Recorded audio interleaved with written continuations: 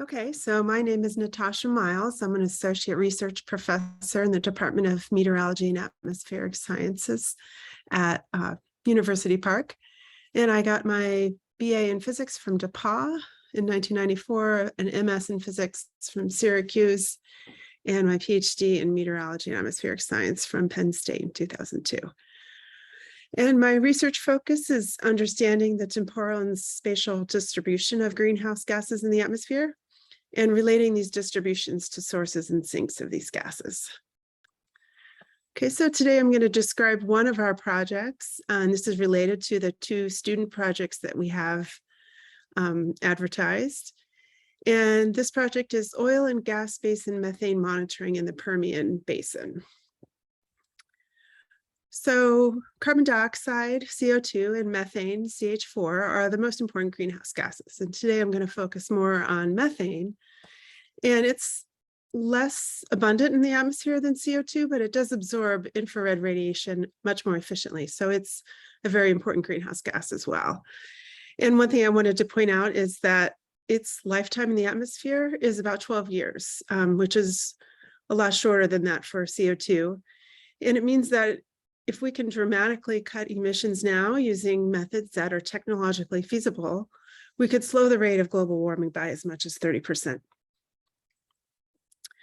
Okay, so these are the oil and natural gas extraction regions in the continental US. And today I'm focusing on the Permian Basin here in Texas, New Mexico, and where we installed a network of 5 towers in 2020, just before the start of the pandemic. And excuse me, in this region, in the Permian Basin, the oil and natural gas production has been increasing dramatically over the last decade. You can see the plots here on the left is for oil and on the right is for natural gas. And the Permian Basin produces a huge proportion of the US oil, about 58%, and also about 20% of the natural gas. So how can atmospheric scientists help? Well, we can provide an independent assessment of these emissions. In the event that there's a carbon tax or a cap and trade system going into effect, these methods generally rely on inventories, which are accounting-based methods that rely on self-reporting. So obviously, it'd be great to have an independent assessment to make sure those are accurate. And so what we do is we use tower measurements, and we get information from distant sources, tens of kilometers away or further. And as the wind changes direction, the atmosphere brings information to us. And I want to point out that the Inflation Reduction Act of 2022 also included a section on limiting the emissions from oil and gas sector. And this is the first time that the federal government has directly imposed a charge, fee, or tax on greenhouse gas emissions. Okay, so so we make measurements generally on cell phone towers, and we rent space on those, and we have either a building or a little shed at the base where we put our instrumentation inside. And the concentrations that we measure are affected by several factors, including the source strength and location, which is what we want to know, but it's also affected by the wind speed and direction, and the depth of mixing, which is affected by temperature gradients and winds. So we need to combine these tower measurements with weather modeling. Okay, this is a map of our towers in the Permian Basin. You can see New Mexico and Texas here on the lower right in the little pink square. These are the area where we have our towers. And we've got 6 towers at any one time, only 5 are operating at once, but that's where they are.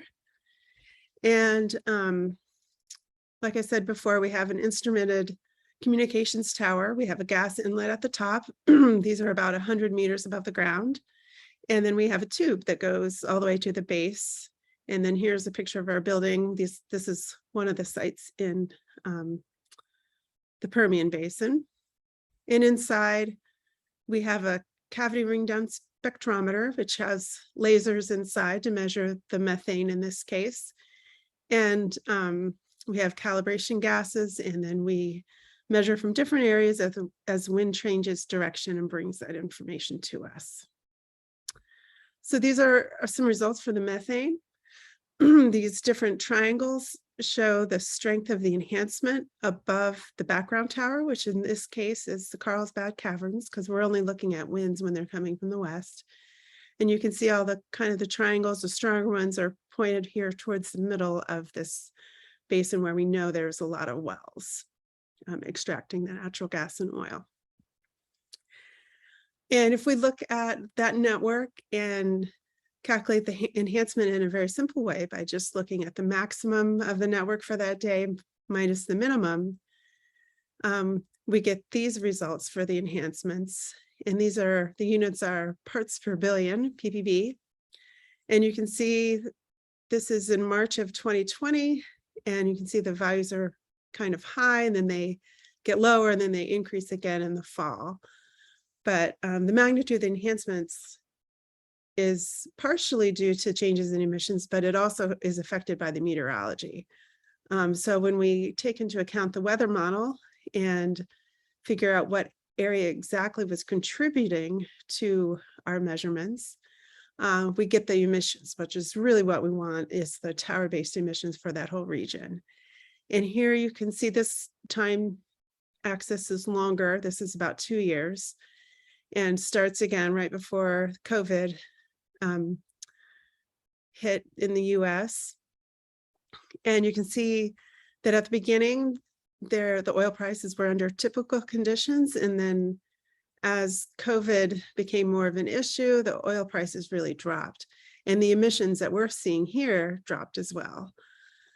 From 3.4% when we compare it to the natural gas production to 1.5%. So it suggests that that when we're under typical price conditions, like we were before COVID, the Permian Basin is producing more gas than they can process at the midstream facilities, and that leads to higher emissions. But then when the oil production was decreased because it wasn't very profitable, they were able to keep the emissions lower. But then, as you can see, the emissions have recovered afterwards and have recently been shown to be increasing again. Okay, so that's our project and how we're looking to have someone look at an assessment of performance of new methane and carbon dioxide sensors. So the instrumentation for these measurements is changing. There are new sensors available now that measure both methane and ethane. And ethane is interesting because it can be used to figure out whether the emissions are coming from oil and natural gas or agriculture or wetlands, for example. But these do need to be tested. So that's what we're looking for someone to be looking at. Another possibility is low cost, but higher noise carbon dioxide sensors that would help in our other projects. These are really interesting to us because if we're able to purchase more, we could provide higher spatial density information. And through this project, the students will assess the performance of one or both of these new instruments. Benefits to the students, learn about greenhouse gases, practice coding in Python, MATLAB, or R, or learn if you haven't had a chance to start doing coding. You can learn about our Permian Basin methane project, which, like I described, independently assesses the methane emissions using our tower network. And of course, you'll get feedback on various aspects of the project, including coding, writing, and presentation. Okay, another project that we would like someone to look at is we have these same 6 towers, but at 3 of them, we have instruments that measure particulate matter, PM 2.5, and that's air pollution. And we just installed these last spring, and we'd like someone to have a look. So this project is evaluation of air pollution impacts from oil and natural gas extraction in the Permian Basin. And a recent modeling study indicated significantly increased premature deaths attributable to air pollution, in particular particulate matter associated with oil and gas sector in this region and others. There are only a few sensors in this general region, and 2 of which we installed this spring. And so through this project, students will evaluate their pollution impacts by calculating spatial and temporal patterns in PM 2.5. Benefits to students: learn about particulate matter, PM 2.5, and its health effects. Practice coding, just like the other project, and also learn about our methane project and get feedback on various aspects of the project. Okay, thank you very much.